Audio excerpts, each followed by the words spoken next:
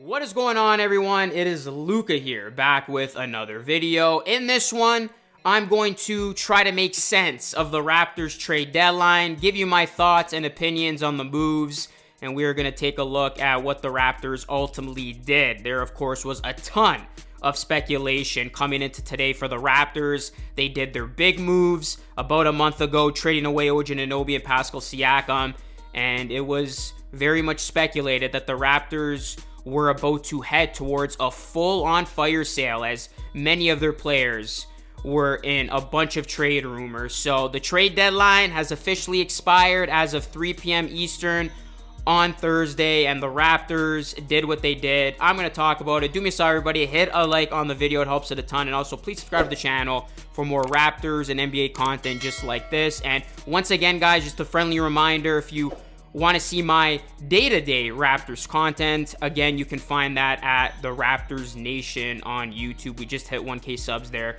Go and subscribe to that channel for more of my Raptors content. Okay, let's get right into this one.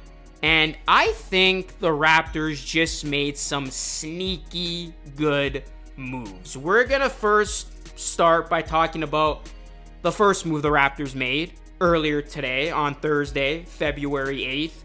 And that is the Toronto Raptors acquired Kelly Olynyk and Agbaji from the Utah Jazz in exchange for Kira Lewis Jr., Otto Porter Jr., and a 2024 first-round pick, which has been revealed as the worst of the OKC, Clippers, Houston, Jazz pick, which will be a late first-rounder. It is currently 29th.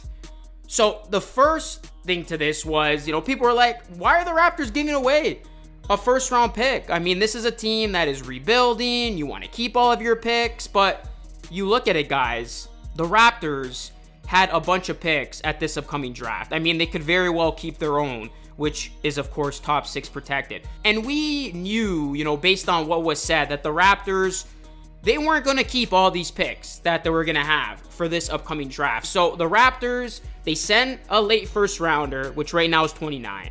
They send over 2 guys who they weren't playing. Kira Lewis Jr., I didn't see him getting much of a chance here. Otto Porter Jr., we know what happened with that. Absolute disaster. I mean, he was never healthy and was never able to play the type of role the Raptors had envisioned for him when they did bring him in. So they give up that for Agbaji, who I have been a big fan of. You look at Agbaji, guys, intriguing young prospect, 23 years old, a former 14th overall pick, and he is going to be a nice fit with this young core in Toronto. Has only been in 1.5 NBA seasons, has shown tremendous upside.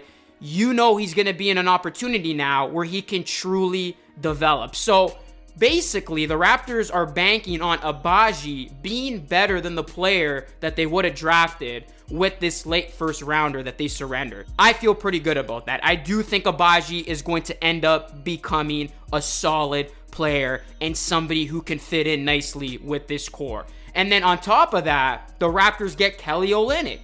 And it looks like the Raptors are trying to assemble Team Canada here. And if that's their game plan, I really do hope Shai Gilgeous-Alexander is next down the line.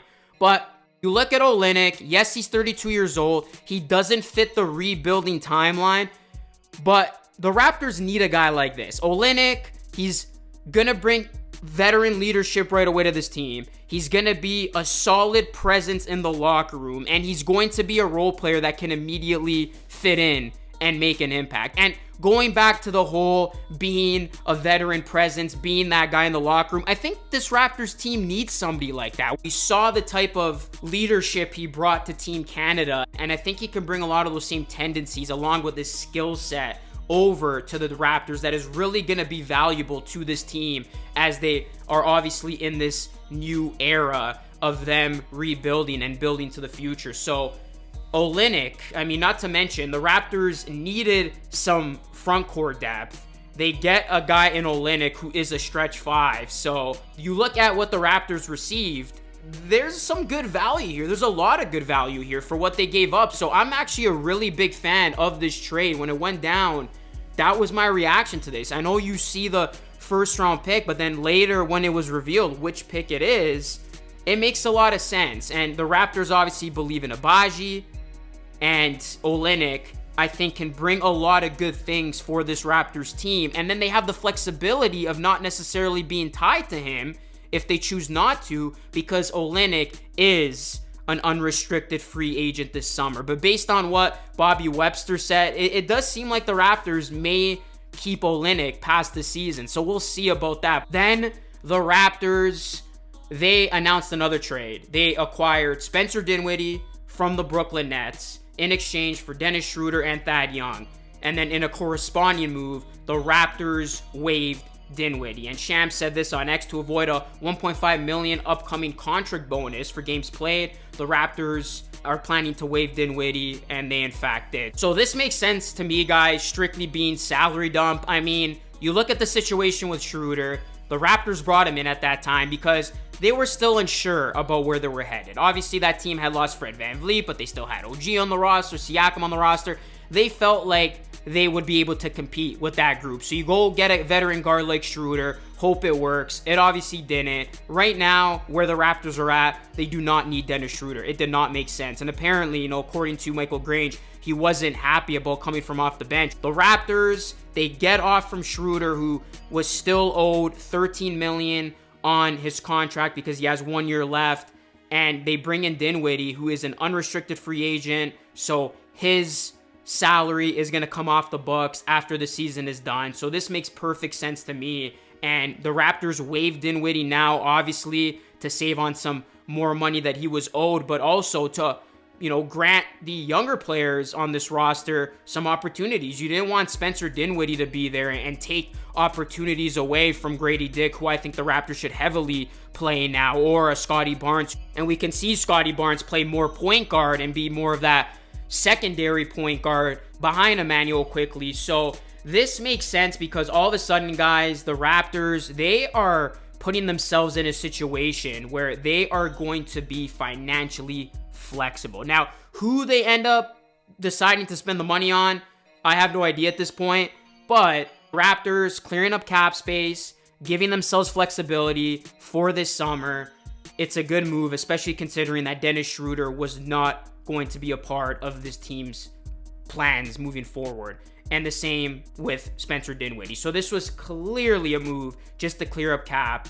The last thing here, a move that the Raptors didn't make, is they didn't trade Bruce Brown. And I was surprised just because of how much talk there was about a Bruce Brown trade. And I really did think a contender was going to step up to the plate and give the Raptors what they wanted, which reportedly was a future first-round pick and a quality player in return, because Bruce Brown can help a lot of contending teams who, have aspirations of making a playoff run or even a finals run. But according to Raptors GM Bobby Webster, they didn't get what they wanted for Bruce Brown. So instead of forcing something here that wasn't to their liking, the Raptors are going to remain patient with Bruce Brown, keep him for now, but it's not the end of the world because of Bruce Brown's contract. The Raptors, they're still going to be in a position where they're going to have options in the offseason for Bruce Brown, because Bruce Brown has a $23 million team option on his 2024-2025 contract. So this is going to give the Raptors options leading up to the draft into the offseason of, teams that hopefully come to the forefront and want to trade for Bruce Brown. And at that point, hopefully the Raptors can get what they want. Yeah, I was surprised that the Raptors didn't make more moves, but given the circumstances, given the moves that they made, I'm actually very content of this trade deadline the Raptors had. And I'm a big fan of what they did individually in these trades.